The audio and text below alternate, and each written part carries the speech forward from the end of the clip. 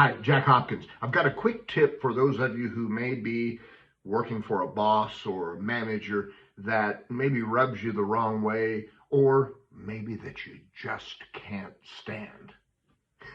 Now, while this is not a cure-all, you're going to be amazed at just how much this can alter, for the better, your experience with that individual. You know, sometimes, like in a job, you need the job, or you at least need it until you can find another job. And what I want to share with you is something you may or may not have ever thought about or heard about or been exposed to, but here it is.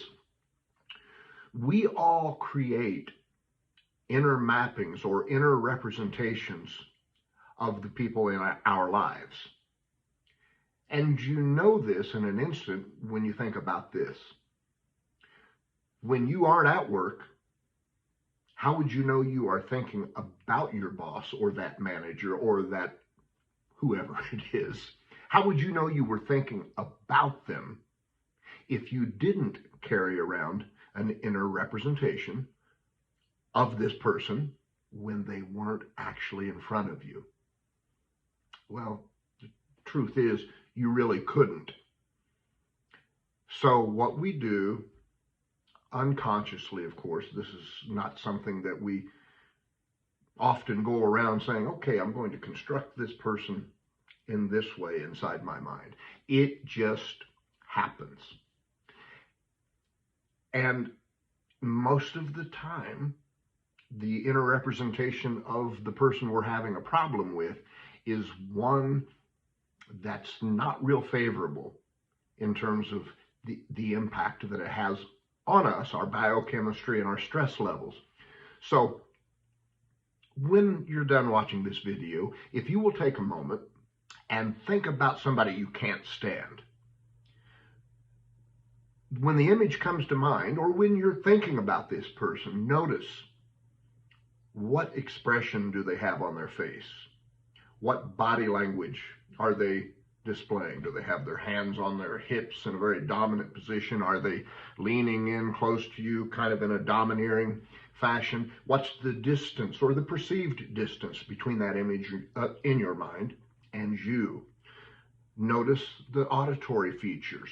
Is there a sound track or vocal track with it? Is it their voice? If so, what's the intensity of their voice? Is it loud and domineering or otherwise? Because see, whatever it is that you discover, it's just a map. It's not reality. I don't know why I can't talk today, but bear with me. It's not reality.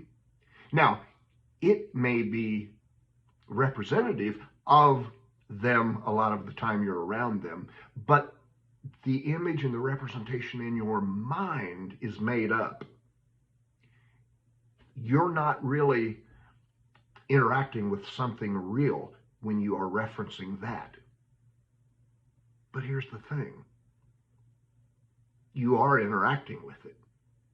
Because when you aren't in front of or around that person, and yet they can still piss you off at home when you're just thinking about them, the image that you are referencing, and that you have to reference because they aren't actually there, you unconsciously reference the one you've created. And so if it's leaning in, looking at you like this, or got its chest puffed out, hands on hips, or going like this, and in a loud, dominant voice, or whatever it might be that rubs you the wrong way, then that's what you are unconsciously interacting with at home. But here's the kicker. You are also interacting with that inner mapping when you are standing nose to nose, eye to eye, and in the same room with one another. How's that? When two people are face to face in a conversation, there are always four people present. There is, for example, if I'm in a conversation with someone, there is me, the person standing in front of that person. But then there's also the me that is the internal mapping they have of me inside their head.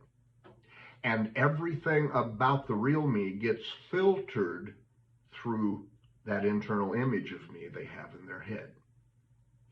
Now, for me, there's the other person standing in front of me, and there's also the internal representation I have of them that I carry around with me all of the time. And even when they're in front of me speaking, I'm filtering that through this inner representation in my head. And my inner representation of them shapes everything for better or for worse.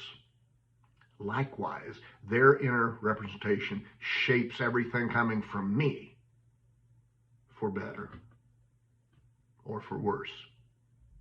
Now, if you don't know what your inner representation of that purpose, again, please bear with me today. Not enough coffee, I don't know. If your inner representation of that person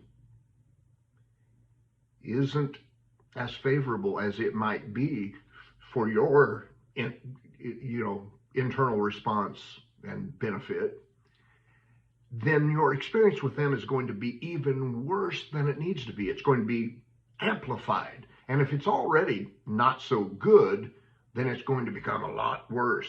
And so you might be in front of them and come away thinking, I can't do this anymore. Whereas another person who has a different internal representation of them is in front of them, and yeah, they're annoying. They're a pain in the ass, but so what? So if you want to alter your experience with someone like that, alter the internal representation you have of them. Now you might say, but Jack, how do I do that? It's really simple. See, the one you've got isn't real. It's made up. It's something your brain just threw together, which means you can alter it. Let's do something simple. Think of a beach ball in your mind. Okay, whatever came to mind. Now, imagine that beach ball, somebody just punctures a hole in it and it just crumples. Now, you can do that with ease. Why? Because it wasn't a real beach ball. It was just one I had you pretend existed or that you imagined existed. And anything you can imagine existing, you can imagine altering in any way you wish. So if the person in your head has like this horrible, mean facial expression on them, change the facial expression on your inner mapping of them. If they've got this loud, domineering voice and leaning in, looking at you, change everything about that. Soften their voice. Lower the volume. Put more space in between the phrases and the sentences. Soften them up. Soften their body language. Improve their facial expressions. Make that inner representation a filter that when things come through it, they're better than what originated. And if you do that, I promise you, you are going to have a felt improvement in what you process with them and what you experience. You just will. It's how the human brain works. And when you start to become the person driving your own bus, the person understanding how your brain works, and then starting to tweak the controls to your benefit, your whole life changes. Now, don't take my word for this. In fact, don't ever take my word for anything. Find out for yourself. Take what I'm sharing with you and just do it. And if it doesn't work, then you can say, Jack Hopkins is full of bullshit. But if it works,